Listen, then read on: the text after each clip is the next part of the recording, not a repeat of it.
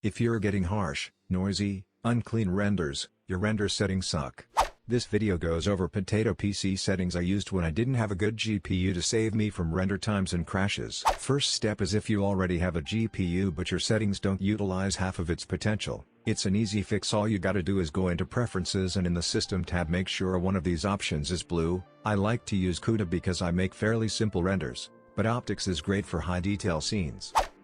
eevee samples can be as low as you'd like since there's no difference in viewport than in render. Extra effects like screen space reflections may take a load on your machine depending on the scene, so it's good to be mindful of what you enable.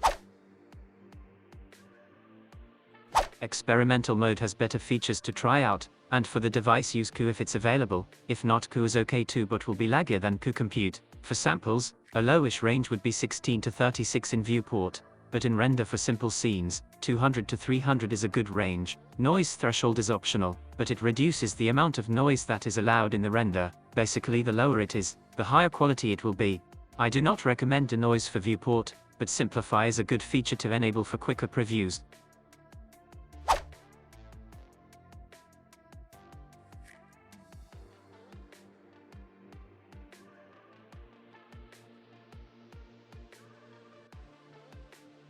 This is just for looks, but I recommend you mess around with these settings for your GFX to make it look better in Blender.